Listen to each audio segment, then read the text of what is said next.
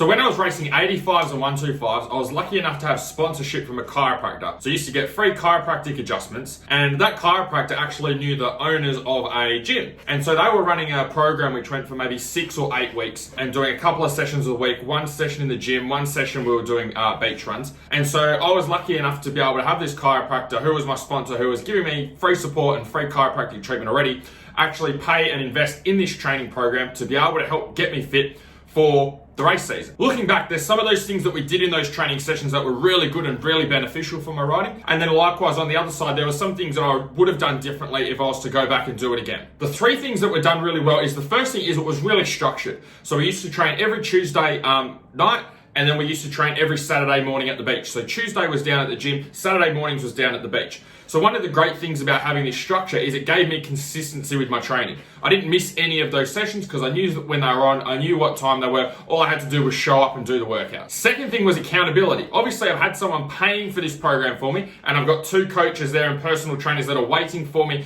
to go and train and to show up to the gym or to show up to the beach workouts. Because of the accountability, it forced me to make the time to have to get there rather than going, oh, I might not train today, or I might do it tomorrow, or I might start next week. The third thing it gave me is just some direction with training. So previous to that, like I'd done a lot of swimming. I did club level swimming where we did a heap of swimming at the pool. I'd done spin classes. I'd done like push-ups at home. I'd done like a little bit of weight training in the toy room where we had some weight gear.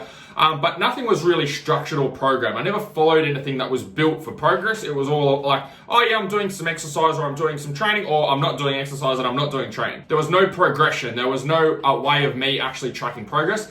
And this is what this program gave me. It gave me structure. It's like every Tuesday we went in there and we did specific exercises. We used specific weights. We worked on building those weights each week. And then every Saturday we did our longer cardio distance runs, which we did along the beach. And we worked on improving that time and getting quicker and quicker over the program. 3 things I do differently as if I was to go back and do it again is with this particular program that I was doing and the trainers that I was working with, I was in a program with mums, dads, people doing soccer. I was actually the youngest one there at the time. It was a lot of older people, but they weren't riders and racers. They were just people that wanted a bit of general health and fitness, and it was good for them to be able to do some exercise. So the problem is when we went and did the gym sessions, we used a lot of isolation exercises. So what isolation exercises are exercises that target specific muscle groups. So we get on the machine like for leg extensions and do leg work and mainly work the legs. We do like get on a cable machine and do bicep curls and mainly work the biceps. Or we do maybe like some tricep extensions and work mostly on the triceps. And the problem with that approach for training for riding and racing, which was my goal, not just general health and fitness, is the body doesn't work like that on the bike. The body works from head to toe as one unit. Okay, so you never have just your biceps working, or you never have just your triceps working, you never have just your quads working.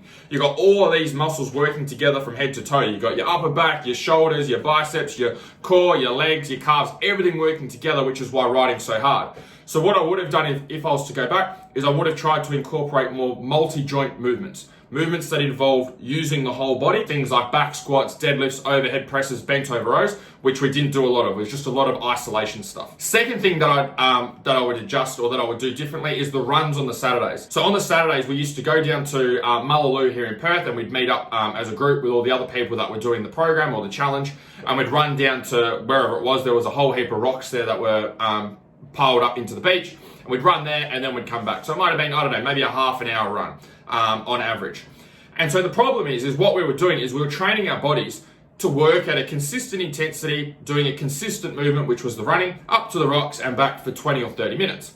Now, at the time, I thought this was great because I was like, oh, cool. Like, I'm doing motos of 10 or 15 minutes at the motocross track. So if we're doing these 20 or 30 minute runs, then bang on. Problem is I didn't think it through, or I didn't quite understand what we were doing. The problem is when I was riding, let's say I'm riding at the Nationals at Coolum. Coolum is not like a consistent intensity all the way around. It's not the same level of effort and the same movement on the bike.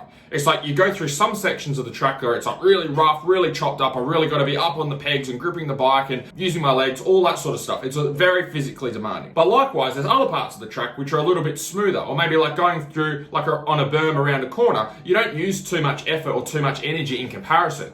So what was happening on the motocross track is I'm going through one part of the track which is very physically demanding, takes a lot of effort. Then I get a quick break, so I might go through a corner, and then I come out of the corner and back on the pegs, and it's very physically demanding, use a lot of effort. Then I might get to another corner where it's a bit smoother, I can sit down for a bit and I get another break. And that intensity is constantly going backwards and forwards throughout the whole lap. Whereas what I was training my body to do with the longer runs is I was training my body to work with a consistent intensity, a consistent speed. So if I was to go back and do that again, what I would incorporate is some interval training, short, sharp bursts of high intensity activity. So instead of doing longer runs with steady state cardio, you could go down to the beach and I could have done intervals. Could have mapped out a couple of cones, say, 20, 25 meters apart. And I could have done, say, a sprint there and back, and then rest for a minute, and then sprint there and back, and rest for a minute, and done that for 10 or 15 rounds.